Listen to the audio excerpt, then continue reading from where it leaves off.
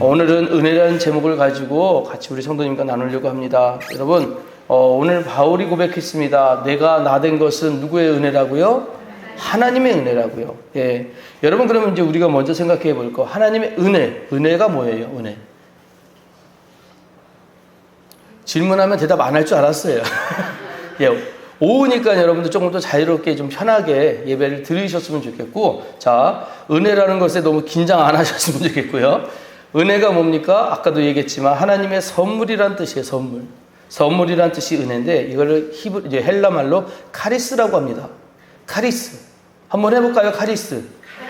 어우, 잘하시네요. 현지인 같았어요. 근데 여러분, 카리스 어디서 들어본 것 같지 않아요? 뭐가 연결되지 않아요? 카리스. 마. 너무 자연스럽게 연결이 되는데? 맞아요. 카리스에서 카리스마가 나갔어요. 그래서 은혜라는 것에서 카리스마는 은사란 뜻이에요. 그래서 은혜에서 은사가 나온 겁니다. 그래서 우리가 은혜를 생각할 때 하나님의 공짜로 주신 선물 뭐 이렇게만 생각하는데 사실 그 선물을 왜 주셨느냐? 은사로 주셨어요. 여러분, 그럼 하나님이 왜 우리에게 은사를 주실까요? 우리에게 왜 은사를 주실까요? 은사는 뭐예요? 여러 가지 은사가 있잖아요. 그죠? 그 은사 중에서 이런 은사를 왜 내게 주실까? 각 사람에게 왜 다르게 이런 은사를 주실까? 그 은사를 뭐 하라고요?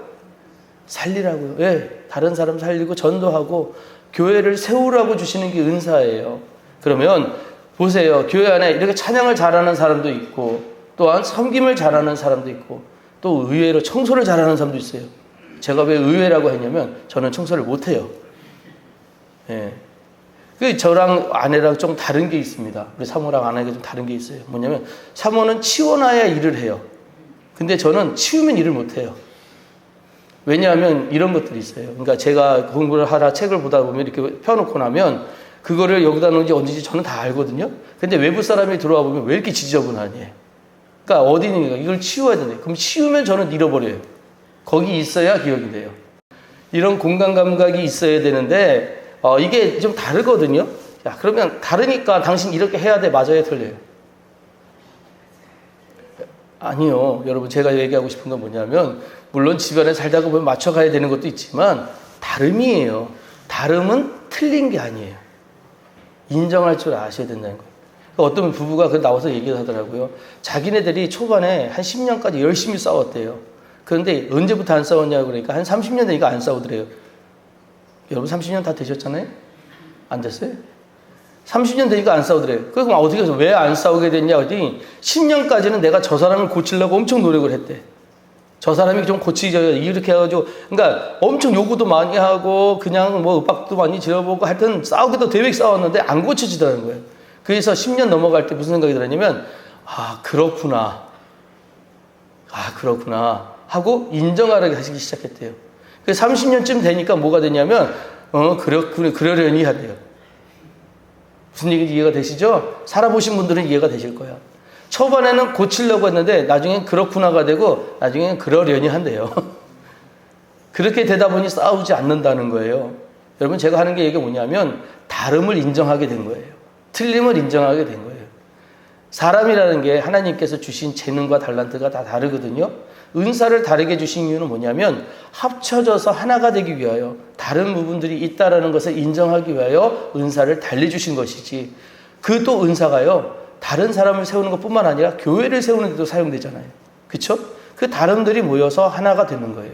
그러기 위해 다르게 주시는 것이지 모든 게 동일하게 획일하게 만드는 것은 아닙니다. 자, 그런 면을 볼 때 그럼 은혜의 성질이 뭐냐? 은혜의 성질은 무엇 해서 얻는 게 아니라는 것이에요.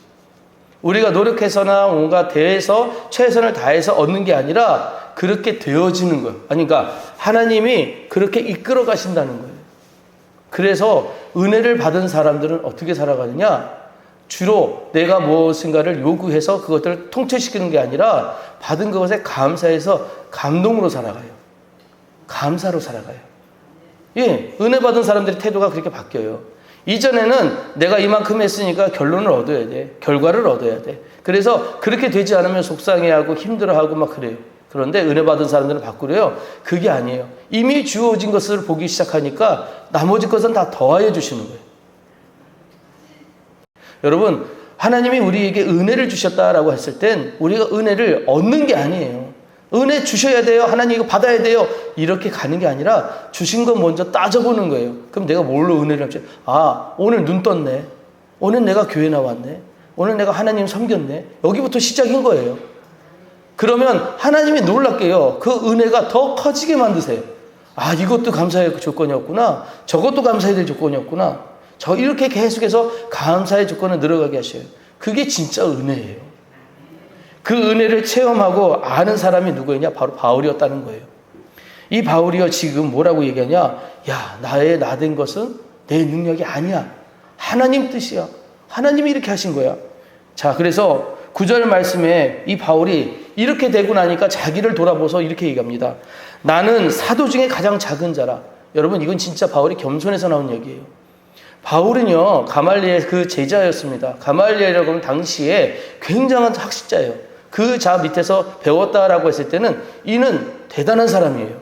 그런데 그가 가졌던 모든 지식, 그리고 또한 자기가 그런 어떤 바리새인이었던 중에 바리새인이었다는 그런 어떤 태도, 이 모든 것들을 뭐야? 다 분토같이 여긴다고 그러잖아요.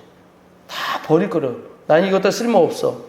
겸손해서 나온 얘기예요. 그래서 바울은 나는 사도 중에 가장 작은 자라라고 했을 땐 내가 그렇게 은혜를 받은 자지만 나의 능력은 내가 대단하다고 한 게 아니라 나는 작은 자야. 이렇게 인정하면서 갔다는 거예요. 바울은 자기의 자신을 잊지 않았어요. 그 과거를 잊지 않았어요. 그래서 부끄러운 과거들을 가지고 이런 나도 써주시는 하나님의 그 은혜를 감사하면서 살았다는 거예요. 그래서 바울은 이 모든 것들을 자기가 해왔던 상 중에 지금 사도가 된 이 사건들을 은혜로 대답을 하고 있는 것입니다. 사랑하는 성도 여러분, 우리도 마찬가지예요. 우리가 하나님을 만나기 전에는 어땠나요? 바로 바울처럼 교회를 박해하진 않았을 거예요. 그러나 하나님 없다는 생각으로 내 생각대로 아마 살았던 시간들이 많으실 거예요. 하나님이 나에게 뭘 해주셨어? 하나님이 뭐가 대단해? 하나님 없이도 살겠던데? 라는 생각들로 하나님을 무시하고 조롱하고 멸시하지 않으셨냐고요. 그것들로 인해 내게 주신 은혜를 잃어버린 거예요. 깨닫지 못했던 겁니다. 그래서 오늘 이 시간들을 통해서 여러분들 아셔야 될 건 은혜를 아는 사람들은 자신의 과거를 잊지 않는다는 거예요. 주신 은혜를 기억한다는 것입니다. 두 번째로 은혜를 아는 사람은 현재 자신을 자랑하지 않아요. 이 사람들은요, 바울처럼 겸손해져요. 그래서 바울이 이렇게 얘기했잖아요. 10절에서 그러니 내가 나된 것은 하나님의 은혜로 된 것이니. 잘한 거는 누구 뜻이라고요? 우리는 그러죠. 잘하면 누구 탓? 내 탓. 잘못하면 누구 탓? 조상 탓. 우리는 그랬는데 바울은 아닌 거예요. 잘못한 건 누구 탓? 내 탓. 잘한 건 누구 탓? 하나님 탓. 이게 맞다는 거예요. 이게 은혜 받은 사람의 태도라는 것입니다.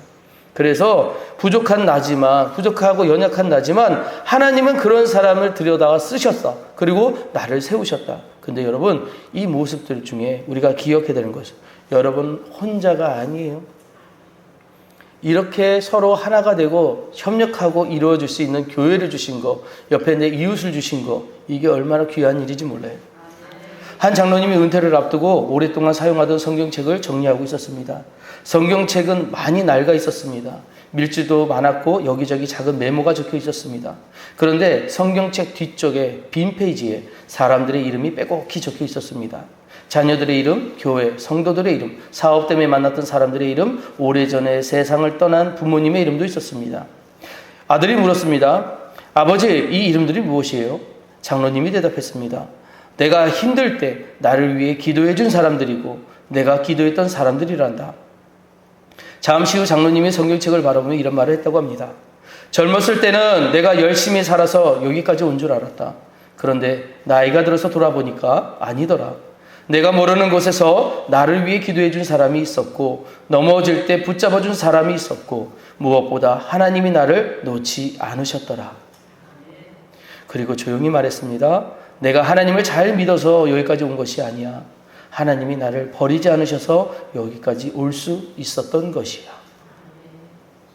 여러분, 이런 얘기들 보시면 아시겠지만 우리가 기도해 줄 때 중보의 기도 하시는 분들이 있잖아요. 그것들이 아무 영향이 없는 게 아니에요. 그분들이 진짜 살리는 힘들어지고 능력이 돼요. 그래서 중보의 기도하는 이런 사건들을 통해서 내가 잘됨이 있음을, 여러분 누가 날 위해 기도해주면 얼마나 힘이 되는지 아십니까? 그렇잖아요?